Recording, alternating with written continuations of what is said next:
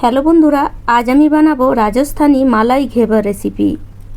এই শ্রাবণ মাসে তোমরা ইউটিউবে অনেক ঘেবার রেসিপি দেখতে পাবে। এই সময় এই ঘেবার রেসিপি বানানো হয়, তো আমিও ভাবলাম চলো আমিও একবার বানিয়ে দেখি বানাতে পারি কি না।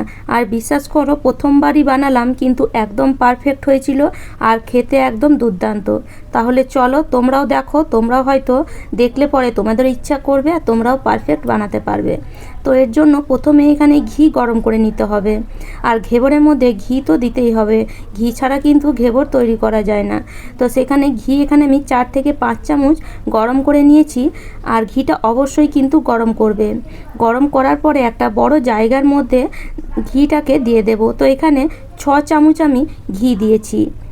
আর যদি টিস্পুনে দেখো তাহলে 3 টিস্পুন ঘি এখানে অ্যাড করেছি। যে মেজারমেন্টগুলো বলছি সেটা কিন্তু একদম মন দিয়ে শুনবে বা মন দিয়ে দেখবে, তাহলে কিন্তু তোমরাও আমার মতন একদম পারফেক্ট ঘেবর তৈরি করতে পারবে। এবার এই ঘিয়ের মধ্যে কিছুটা পরিমাণ বরফের টুকরো দিয়েছি, 4 থেকে 5 পিস।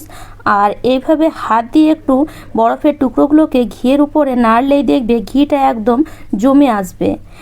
এবার যখন ঘিটা এইভাবে জমে আসবে তখন বরফগুলো বের করে দেব, আর তার সাথে যে বরফের জলটা আছে সেটাও বের করে দেব। আর যে ঘিটা আছে এবার এই ঘিটাকে ভালো মতন ফেটিয়ে নিতে হবে।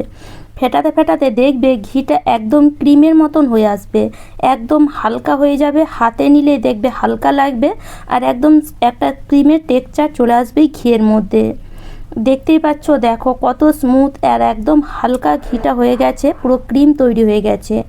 তো এবার এই সময় এখানে কিছু জিনিস অ্যাড করব একদম মেজারমেন্ট করে। তো এখানে 1 কাপ আমি ময়দা নিয়েছি, তার সাথে 1/4 কাপ দুধ নিয়েছি আর হাফ কাপ পরিমাণে জল নিয়েছি।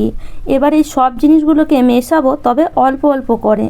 তো কিভাবে মেশাচ্ছি সেটাও অবশ্যই মন দিয়ে দেখো। তো এখানে আমি অল্প পরিমাণে প্রথমে ময়দা দিলাম আর তার সাথে অল্প পরিমাণে দুধ দিয়েছি। ঘেবার বানাতে দোকানদাররা, মানে আমাদের এখানে তো বিক্রি হয় না, তবে রাজস্থানে তোমার বেসন মেশানো হয়। তবে আমরা যদি বেসন ব্যবহার করি ঘেবর কিন্তু আমরা প্রথমবার বানালে একদমই বানাতে পারবো না। সেজন্য বেসন কখনোই দেবে না। যদি অনেক ভিডিওতে তোমরা বেসন দেখে থাকো, কখনোই কিন্তু বেসন অ্যাড করবে না, তাহলে কিন্তু ঘেবর তোমরা তেল থেকে তুলতেই পারবে না, ঝট করে কিন্তু ভেঙে যাবে।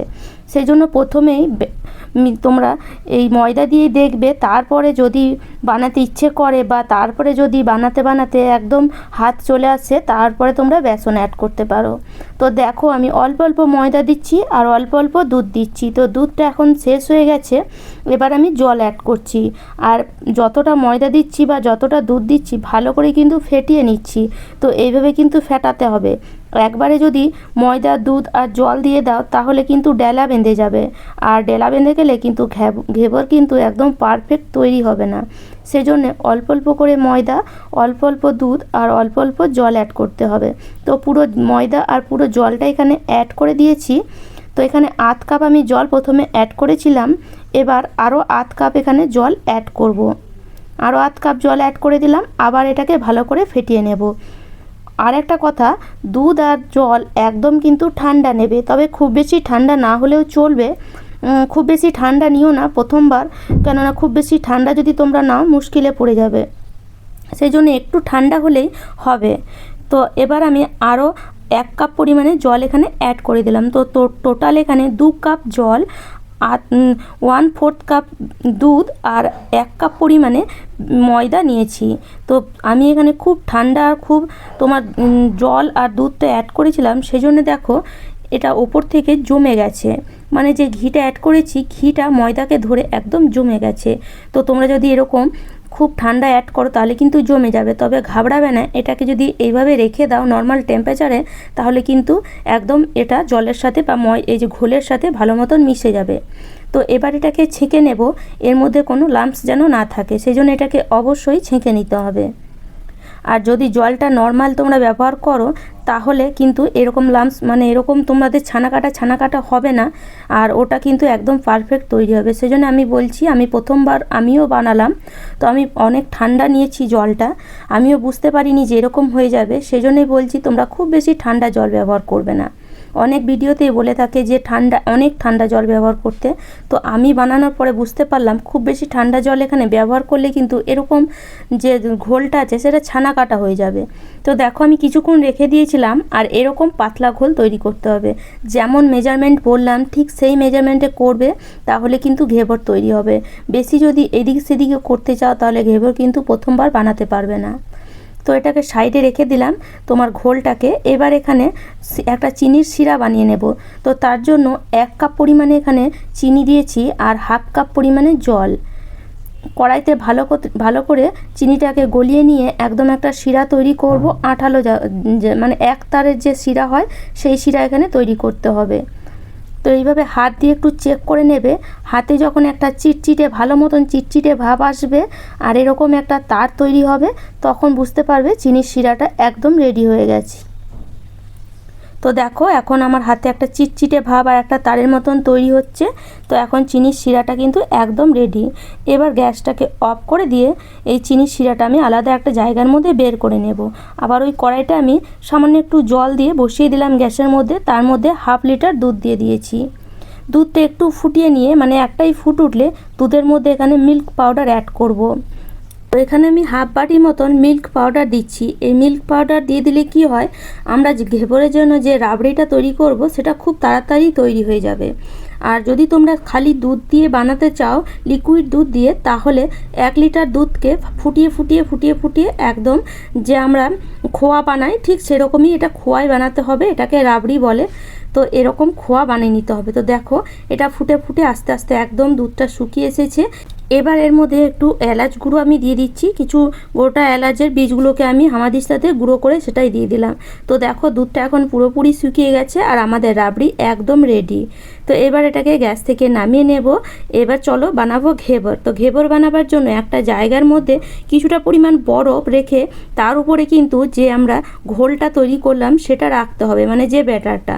তো সেটা রেখেই কিন্তু ঘেবর বানাতে হবে, কেননা এই যে ব্যাটারটা এটা কিন্তু একদম গরম হলে চলবে না, মানে নর্মাল টেম্পারেচারে এলেও কিন্তু চলবে না, একদম ঠান্ডা রাখতে হবে। সেজন্য বরফের উপরে রেখে এই আমাদের ঘেবরটা বানাতে হবে।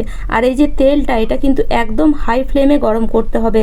একদম গ্যাসের ফ্লেমটা হাইতে রেখে তেলটা যখন পুরোপুরি গরম হয়ে যাবে, যেমন আমরা ধরো কোনো কিছু ভাজতে গেলে মানে ভাজা বলতে ধরো চপ বেগুনি এসব যদি আমরা ভাজি তাহলে কি হয়, তেলটা আমরা খুব বেশি গরম করি।